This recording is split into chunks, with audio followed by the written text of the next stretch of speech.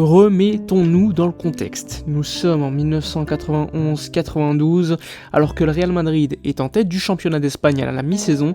Lors de la 19e journée, le président du Real Madrid de l'époque, Ramón Mendoza, il décide de démettre Radomir Antić de son poste d'entraîneur du club merengue car l'équipe ne jouait pas assez bien selon lui.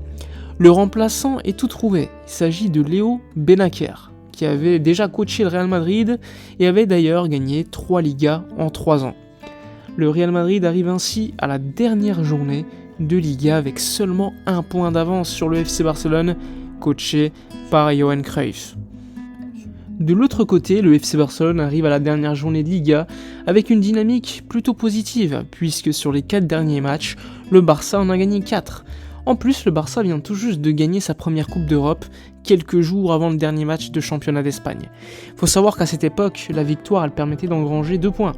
Le Barça est alors 53 points alors que le Real Madrid a 54 points avant le fameux dernier match. Il faut savoir que le Real Madrid, à ce moment-là, avait une dynamique assez irrégulière sur les derniers matchs avec pas mal de défaites. Lors de ce dernier match, le Barça affronte l'Athletic Club de Bilbao au Camp Nou, alors que le Real Madrid va affronter Tenerife à l'extérieur. Une victoire du Real signifierait tout simplement une victoire du championnat d'Espagne pour le club merengue. Néanmoins, détail important, les 2 clubs qui affrontent le Real et le Barça, ils n'ont plus rien à jouer, que ce soit Tenerife ou encore l'Athletic Club de Bilbao. À cette époque, il était même courant de motiver les clubs n'ayant rien à gagner en leur proposant des primes, puisqu'on appelait tout cela des maletas. Ainsi, le Real Madrid proposait à Bilbao une prime en cas de bons résultats au Camp Nou, et inversement, le Barça faisait la même chose à Tenerife, donc une maletas tout simplement, s'il y avait une victoire ou un bon résultat de la part de Tenerife contre le Real Madrid. Les différents supporters au stade, ils ont tous leur radio à la main pour suivre le résultat de l'autre match. Il faut savoir qu'à la mi-temps, le Barça mène 2-0. Et oui, parce que les matchs ont lieu en même temps. Le Barça mène 2-0 grâce à un doublé de Stoichkov. Cela ne suffit pas, puisque le Real Madrid, qui menait également 2-0, encaisse malgré tout un but avant la mi-temps. Donc à la mi-temps des 2 matchs, le Barça gagne 2-0, alors que le Real Madrid gagne 2-1.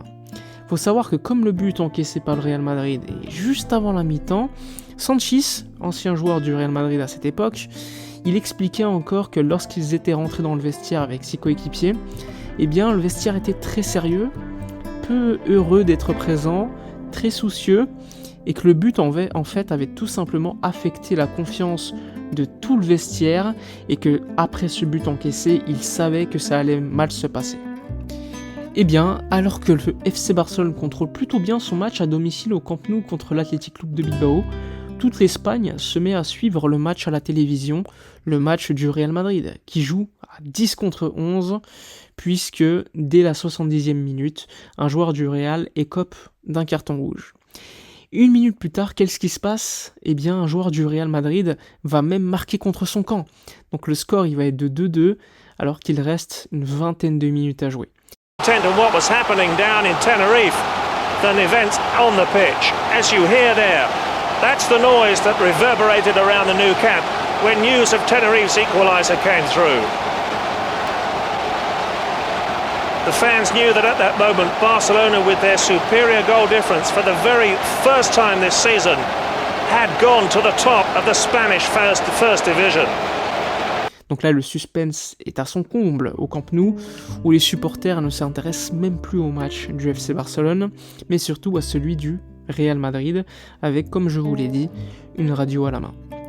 Mais c'est pas fini, puisque quelques secondes après l'égalisation de Tenerife, après le carton rouge, le Real Madrid va encaisser un 3e but complètement gaillasque, un but complètement fou, très peu probable, puisque le gardien de l'époque, Paco Bullo, va remettre le ballon en jeu, ce qui va permettre à un attaquant de Tenerife de marquer le 3e but qui va enterrer les espoirs du Real Madrid.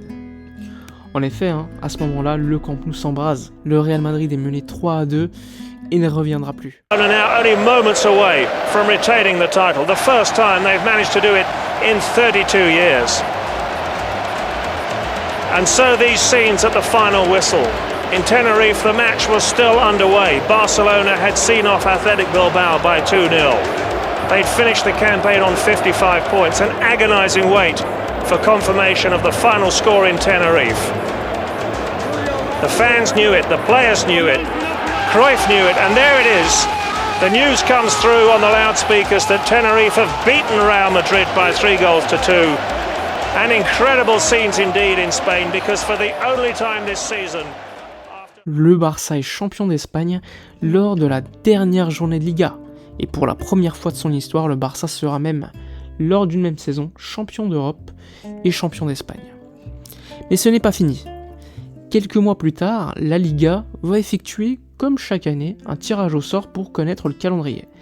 Et surprise, les supporters du Real Madrid se rendent compte que le dernier match de championnat, une nouvelle fois, eh bien il s'agira de Tenerife-Real Madrid. Et devinez quoi ? Le Real Madrid va arriver avec 1 point d'avance sur le FC Barcelone lors de la dernière journée de Liga 92-93. Le Barça, cette fois-ci, va affronter la Real Sociedad au Camp Nou. Le match n'aura pas lieu comme l'année précédente en même temps. Comme l'année précédente, Stoichkov va être le premier buteur et le seul buteur d'ailleurs du match pour le Barça qui va gagner 1-0 contre la Real Sociedad. Cette fois-ci, les matchs ne se jouaient pas en même temps. Le Barça était donc provisoirement champion, mais devait attendre le match du Real Madrid à Tenerife. Comble de malchance pour les Madrilènes, ils prennent l'avion qui avait un problème de température, à tel point que lorsqu'ils prennent l'avion, il faisait près de 50 degrés dans l'avion, une folie totale. Cette fois-ci, Tenerife avait quelque chose à jouer, alors que l'année dernière il n'y avait rien à jouer. Cette fois-ci, Tenerife jouait une qualification pour la première fois de son histoire pour une compétition européenne. Il n'y aura pas match cette année-là. Tenerife va dominer le Real Madrid 2-0 sans problème et encore une fois offrir le titre de Liga au FC Barcelone. C'est la malédiction pour le Real Madrid qui perd une année de plus la Liga lors de la dernière journée et encore une fois à Tenerife. Encore aujourd'hui, las Ligas de Tenerife, comme on l'appelle en Espagne, sont très ancrées dans la culture espagnole. Les supporters du Real l'ont véritablement vécu comme un traumatisme et disons-le, en tant que supporters blaugrana, ça nous fait plaisir. Va a pitar, a punto de pitar el partido final, el Barça es campeón. El Barça campeón de Liga por tercer año consecutivo. Por vez primera en la historia, el Barça 3 títulos de Liga obtiene de manera consecutiva. Tenerife 2, Madrid 0. Volvió a caer el Madrid en el Heliodoro Rodríguez López y el Barça que vuelve a ser un año más campeón de Liga. El Barça es campeón de Liga. En estos momentos vemos a jugadores revolcándose por el suelo, revolcándose por el suelo.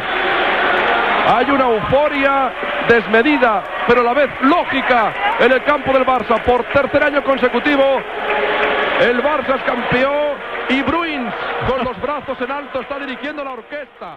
Voilà, j'espère que cette anecdote elle vous aura plu. C'est typiquement le genre d'histoire qui renforce la rivalité entre le Barça et le Real Madrid. Faut le rappeler, la plus grande rivalité de l'histoire du football. Aujourd'hui, le contexte il est différent. Les victoires elles sont à 3 points.